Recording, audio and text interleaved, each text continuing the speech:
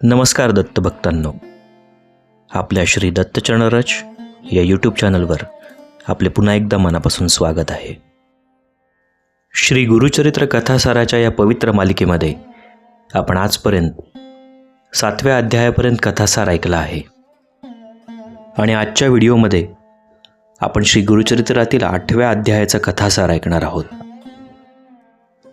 चला तर मग सुरुवात करूया आजच्या एका नवीन अध्यायाला. श्री गुरुचरित्र अध्याय 8. श्री गणेशाय नमः. सिद्ध म्हणाला, नामधारका, मी तुला श्री गुरु श्रीपाद वल्लभांचे पुढील चरित्र सांगतो, ते लक्षपूर्वक ऐक. श्रीपाद श्रीवल्लभ स्वामी गोकर्णास 3 वर्ष गुप्तपणे राहिले. मग 4 महिने श्रीशैल पर्वतावर राहिले.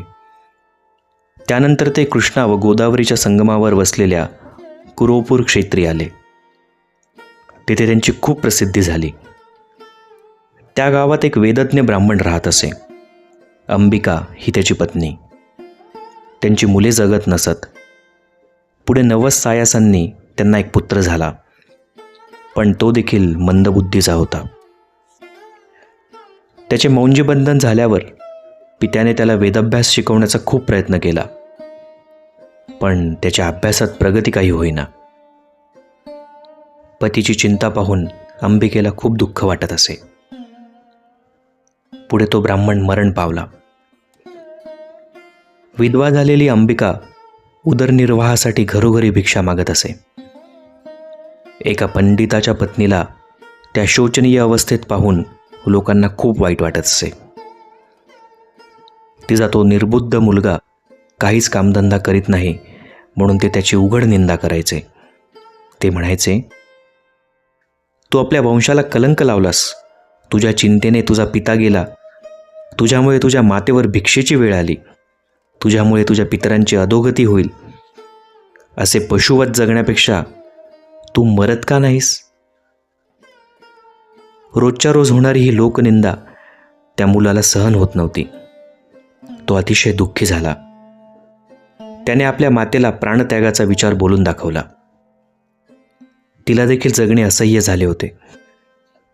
मग दोघांनीही आत्महत्या करण्याचे ठरवले. ते दोघी नदीवर आले. तेथे श्रीपाद येती स्नान करीत होते.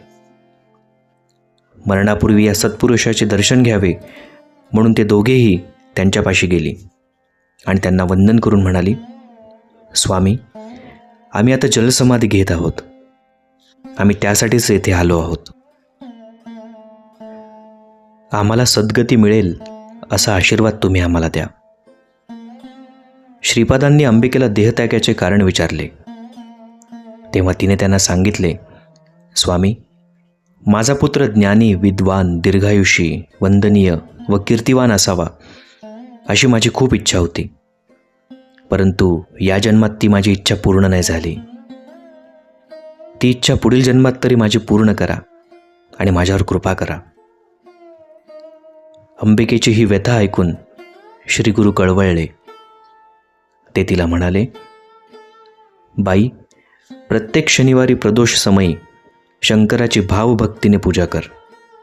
या व्रतरूपी शिवाराधनेने तुझे कल्याण होईल. आणि त्यानंतर श्रीपाद स्वामींनी तिला व्रतकथा सांगण्यास सुरुवात केली. उज्जयिनीचा राजा चंद्रसेन याचा जिवलग मित्र मणिभद्र हा परमशिवभक्त होता. शंकराने त्याला प्रसाद म्हणून एक तेजस्वी मणी दिला होता. त्याचा दिव्य प्रकाश पडताच लोखंडाचेच नव्हे तर पाषाणाचेही सुवर्ण होत असे. राजा व मणिभद्र दोघेही तो मणी गळ्यात धारण करीत असत. तो मणी मिळवण्यासाठी अनेक राजे प्रयत्नशील होते. त्यांनी उज्जयिनीवर एकत्रित आक्रमण करून नगराला वेढा दिला. चंद्रसेनाने नगराच्या रक्षणार्थ सैन्याची व्यूहरचना केली. त्या दिवशी शनिवार होता आणि त्रयोदशी तिथी होती. शनिप्रदोष व्रत करणाऱ्या राजाने सायंकाळी शिवालयात जाऊन महाबळेश्वराची यथासांग पूजा केली. त्यावेळी देवदर्शनासाठी आलेल्या काही गवळणींनी व त्यांच्या मुलांनी त्या पूजेचा आनंद घेतला. गवळीवाड्यात गेल्यावर त्या मुलांनी खेळ म्हणून दगडधोंडे मांडून शिवालय रचले. त्यात शिवलिंग म्हणून एक दगड ठेवला.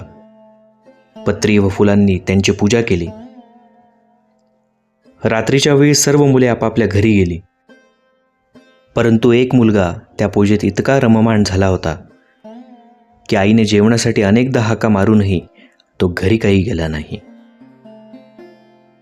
मग त्याच्या आईने तेथे येऊन मुलाला एक धपाटा घातला आणि दगड धोंड्यांचे ते शिवालय विस्कटून ती तणतणत निघून गेली. ते पाहून त्या गोप बाळाला खूप दुःख झाले. तो रडू लागला. आता प्राणत्यागच करायचा असा निश्चय करून तो घरी गेलाच नाही. तेथेच लिंग म्हणून मांडलेल्या दगडाकडे पाहत शिवनाम घेऊ लागला. त्याची भक्ती पाहून प्रसन्न झालेल्या शंकराने तेथे एक रत्नखचित शिवालय उत्पन्न केले. त्यात दिव्य शिवलिंग होते. शंकराने त्या गोपबाळाला दर्शन दिले. त्याने शिवाला माझ्या मातेवर रागवू नकोस अशी विनंती केली.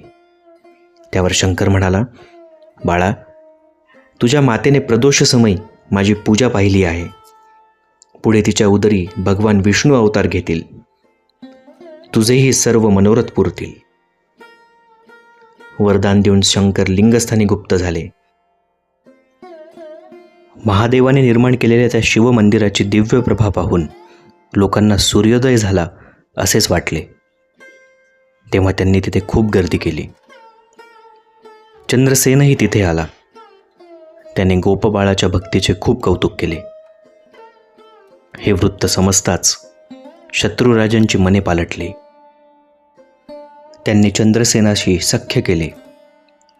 ते अद्वितीय शिवालय पाहून त्या सर्व राजांना अपार धन्यता वाटली. गोपबाळाने आपल्या मातेला तिच्या पोटी नारायणाचा अवतार होणार असल्याचे सांगताच ती आनंदाने रडू लागली. श्री गुरु श्रीपाद श्रीवल्लभांनी अंबिकेला शनिवारी प्रदोषकाळी शिवपूजन केल्याने काय सद्भाग्य प्राप्त होते ते पटवून दिले. तिच्या पुत्राच्या मस्तकी आपला वरदहस्त ठेवला. त्यामुळे तो महाविद्वान झाला. त्याचे पांडित्य पाहून ब्रह्मवृंदांनी आश्चर्य व्यक्त केले. त्याची सर्वत्र मोठी कीर्ती झाली. श्रीपादांनी अंबिकेची इच्छा याच जन्मात पूर्ण केली. त्यानंतर अंबिका श्रीपादांना शिवस्वरूप मानून नित्य प्रदोषकाळी त्यांचीच पूजा करू लागली. तिच्या पुत्राचा विवाह झाला.